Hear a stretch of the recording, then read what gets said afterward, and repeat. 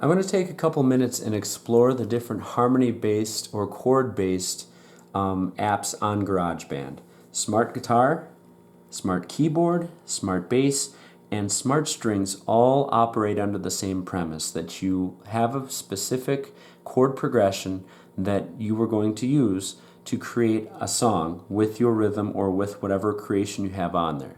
For more information on chord progressions, check out my video a little further down on the list about chord progressions so that you have a basic understanding of what that is. For now, let's go on into Smart Guitar, and hopefully this will be a practical way of seeing it put into motion.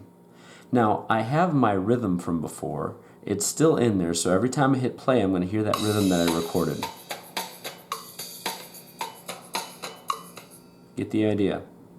I'm going to go back and return my caret over to the end there by doing this.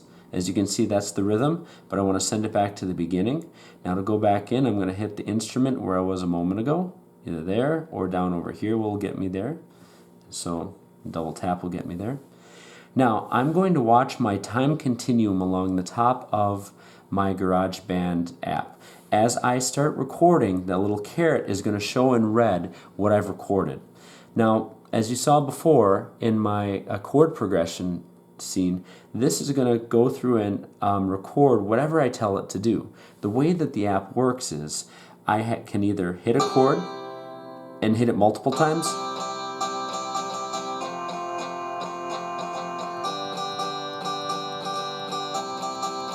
I can strum the chord,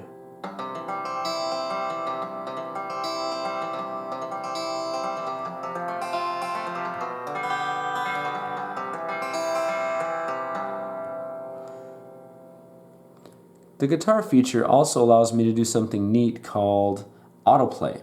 I can set this dial to wherever I want it to go and just tap it and it will automatically play a rhythm for me. Some are basic, some are more complex. Based on your instrument and based on what you want to achieve, play around with this function for a while before you hit record. I think I got it. I have my chord progression. It's going to change every 2 measures, so at the 3, at the 5, and at the 7, you're going to see me switch to a different chord.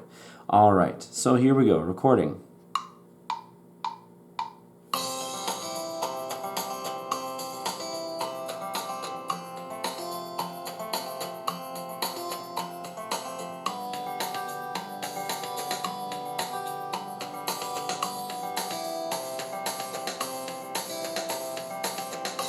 The continuum turns green. That means that I now have a guitar recording that's saved with the rest of my file. If I don't like that, I can always go back and delete it. Otherwise, there are other options with the guitar. I can go through, I can keep it on acoustic, I can have more of a classic clean sound to it. I can add distortion, hard rock. Your kids will love this one, that's for sure.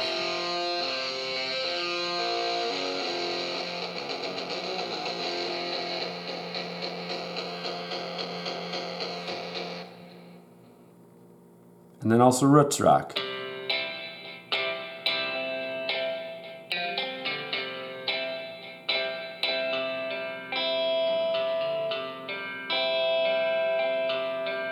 It's not uncommon to have a couple of different guitar sounds on the final product, one that's a little bit more acoustic and blend, one that's a little bit more electric. I can also switch directly to the notes and actually play them. Here's a little ditty that you might recognize.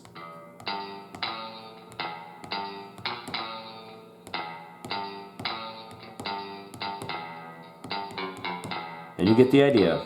I can actually play those individual notes. I can play with bending the strings and have different lead sounds to it as well. This is a much more advanced setting, and I won't necessarily show it to the younger or the first trier kids at this because it might become a little more frustrating until they get a sense of how the app works.